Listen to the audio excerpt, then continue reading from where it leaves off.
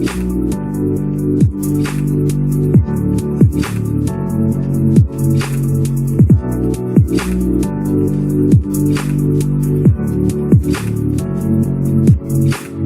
जयशंकर भारत के जो minister for external affairs हैं, वो इतनी एग्रेसिव लैंग्वेज क्यों यूज कर रहे हैं?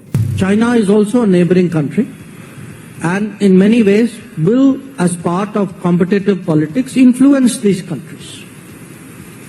I don't think we should be scared of China. चीनी सदर के खिलाफ नारेबाजी के साथ साथ लातों मुक्कों घूंसों का जवाब दिया जा रहा है और सोशल मीडिया पर भी खूब मरम्मत की जा रही है। मुलाकात हुई है on the sidelines with the Chinese foreign minister Wang Yi. मेरे ख्याल से ये तकरीबन 7-8 महीने के बाद कोई फेस टू फेस एनकाउंटर हुआ है जब से इंडिया ने चाइना के साथ ताल्लुकात को फ्रीज कर दिया है। तो फैक्ट के इवन प्लेजेंट्रीज वेर एक्सचेंज्ड और जो आप वीडियोज और फोटोज जो देख रहे हैं आप दोनों का, it look as if it was a pleasant exchange. So that is an interesting development. ज़ाहिर है कमला हैरिस भी पहुंची हुई हैं वहाँ पे, ज़ेलेंस्की भी पहुंचे हुए हैं वहाँ पे, सऊदी जो foreign minister, Egyptian foreign ministers, ये सारे बहुत दुनिया वहाँ पहुंची हुई है। डॉक्टर जयशंकर जो है, अगर आप इंडियन से पूछेंगे तो they call it as an India way of diplomacy. America collapse हुआ, चाइना स्टिल क्राइसिस में है, चाइना का बैंक सिस्टम कोलैप्स हो गया, लेकिन इंडिया एक बहुत बड़ी पॉपुलेशन के साथ आगे बढ़ा है। इंडिया जो है वो बहुत बड़ा प्लेयर है when it comes to Indian Ocean. मुतहम्मिल हो ही नहीं सकते इस बात के कि हम ये इस वक्त छोटी छोटी बातों को बोलना शुरू कर दें। बहुत सारे मामला तो बहुत पीछे हैं, हम बहुत सारे मामला हम तो आइसोलेट हो चुके हैं। आप कह रही है कि हम हो जाएंगे, हमारी तरफ तो कोई देखने गवारा नहीं करता, कोई मुल्क हमारी तरफ जो है वो वजह क्या है कि वजह यही है कि उन्हें पता है कि ये मुल्क जो है ये तबाही के दहाने पर खड़ा। कहा यह जा रहा है कि अगले 48 घंटों में 3 चीजें हो सकती हैं। क्या चीजें हो सकती हैं, अल्लाह ताला खैर करे। कहा जा रहा है जनाब इमरजेंसी लग सकती है, मार्शल लॉ लग सकता है, या फिर दोबारा इलेक्शन हो सकते हैं। सूरत हाल खराब हो चुकी है। Doctor Jaishankar is very tough, हर बात ये कह रहा है। और किसी बंदे से तो मैंने ये भी सुना that doctor Jaishankar is known as India's Kissinger. अच्छे कपड़े पहन के कॉलेज यूनिवर्सिटी भी गया होगा, लेकिन ये हिंदू दुश्मनी, काफर, मुसलमान काफर, ये चीजें इनके जहन, यानी ये लोग इतने डफर बना दिए गए हैं कि ये लिटरली ये समझते हैं कि अगर हम इस्लामी रसूमात की तरफ चले जाएं तो हम दिन दुगनी रात चौगनी तरक्की करेंगे। इलेक्ट्रिक व्हीकल्स पुरुम करेंगे तो यूं इलेक्ट्रिक व्हीकल्स निकलेंगे पीछे से, ये समझते हैं ये लोग। हम लाते हैं टॉक शोज और अनलिमिटेड एंटरटेनमेंट सिर्फ यूट्यूब पर। अगर आपने अभी तक हमारा चैनल सब्सक्राइब नहीं किया तो अभी सब्सक्राइब करें और बेल आइकॉन को क्लिक करके हमारी लेटेस्ट वीडियोस के बारे में अपडेट जानें। नमस्कार दोस्तों, स्वागत है आपका आपके चैनल EFCZ में। दोस्तों, जर्मनी के म्यूनिच में सिक्योरिटी कॉन्फ्रेंस हो रही है जिसमें दुनिया के हर देश के विदेश मंत्री वहां पर शिरकत कर रहे हैं। एस जयशंकर प्रसाद जो हमारे भारतीय विदेश मंत्री है, उन्होंने अमेरिकी विदेश मंत्री की तो हवा निकाल दी थी और उनको खुलेआम झाड़ दिया था कि रसिया से अगर वो दोस्ती रखते हैं तो इससे वेस्ट को कोई भी टेंशन लेने की जरूरत नहीं है, भारत स्वतंत्र है।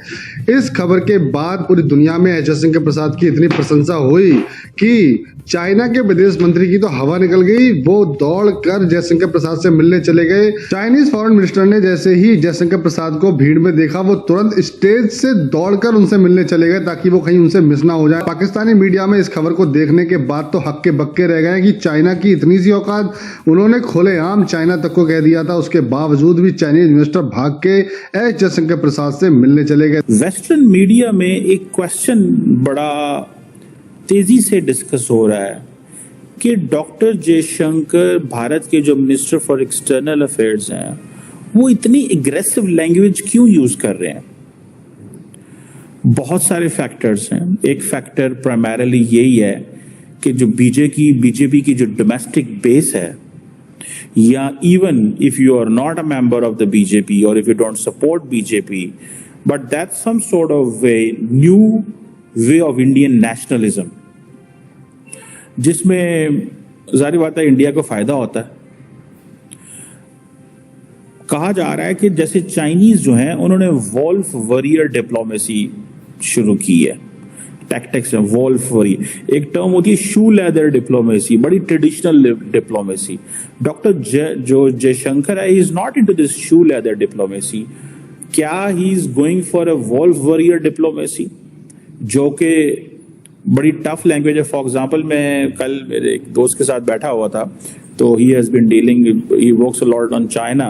तो वो मुझे कह रहा था कि एक चाइनीज़ फॉरेन ऑफिस में किसी से पूछा, आई थिंक किसी अमेरिकन एडमिनिस्ट्रेशन के किसी आई थिंक फॉरेन सेक्रेटरी ने कोई बात की ट्रम्प इरा में, तो उसने कहा कि वो तो ऐसे कह रहे हैं आपके बारे में। तो उसने कहा ही इज़ गॉन मैड। तो डिप्लोमेट्स ऐसी लैंग्वेज इस्तेमाल नहीं करते। डॉक्टर जयशंकर इस तरह के लफ्ज इस्तेमाल नहीं करता, लेकिन डॉक्टर जयशंकर बड़ा टफ है, ठीक है जी। और जैसे फॉर एग्जांपल आपको याद होगा बिलावल भुट्टो जरदारी के बारे में उन्होंने कहा था spokes person of A terrorism industry, जब वो SCO कॉन्फ्रेंस पे गए थे कि उनकी मुलाकात हुई है on the sidelines with the Chinese foreign minister Wang Yi. मेरे ख्याल से ये तकरीबन 7-8 महीने के बाद कोई फेस टू फेस एनकाउंटर हुआ है जब से इंडिया ने चाइना के साथ ताल्लुकात को फ्रीज कर दिया है। तो अभी तक तो मुझे तो नहीं पता चला कि वो साइड लाइन में जो डिस्कशंस हुए हैं उसका कंटेंट क्या था। मतलब it was not for a very long time, so it was not like a serious discussion, but the fact के इवन प्लेजेंट्रीज वेर एक्सचेंज्ड, और जो आप वीडियोस और फोटोज जो देख रहे हैं आप दोनों का, it look as if it was a pleasant exchange. So that is an interesting development के मतलब दोनों जानते हैं कि भाई सारे कैमराज हम पर होंगे और ये इसका डिस्कशन हमारे मुल्क में भी होगा, उनके मुल्क में भी होगा, दुनिया में भी होगा। So clearly they were both sending a message. अब ये है नहीं पता मुझे कि this was a pre planned by both sides और this was just an accident, happy accident. तो एज आप लोग जानते हैं, I am very strongly in favour of India and China resolving their issues and working together. दोस्तों, America आजकल ये narrative बहुत ज्यादा प्रमोट कर रहा है कि एक तो इंडिया जो है वो बहुत बड़ा प्लेयर है when it comes to Indian ocean.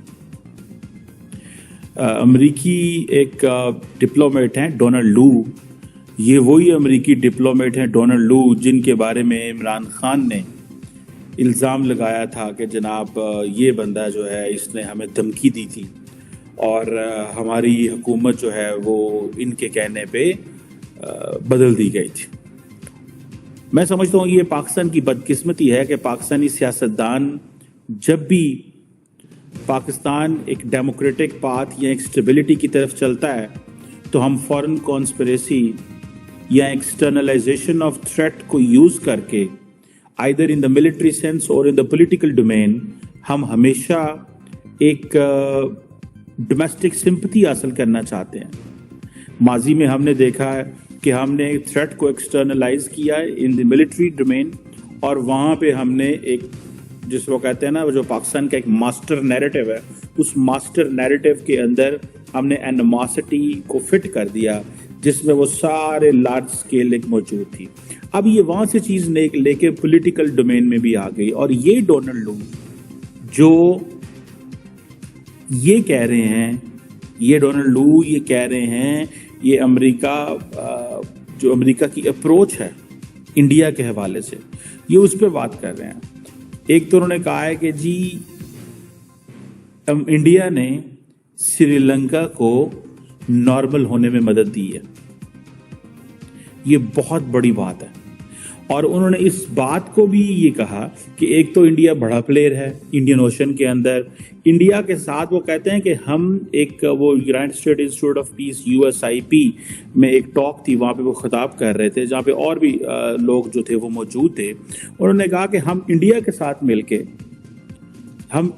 साथ मिलके अफ्रीका के साथ रिलेशनशिप को डेवलप करेंगे बिकॉज इंडिया हिस्टोरिकली एक बड़ा प्लेयर है इंडियन ओशन के अंदर। तो आपको ये वीडियो कैसा लगा कमेंट बॉक्स में जरूर लिखिए। इस वीडियो को लाइक कीजिए, शेयर कीजिए, सब्सक्राइब करना ना भूलिए आपके चैनल EF Cert Z को। तो मिलते हैं अगली वीडियो में। जय हिंद।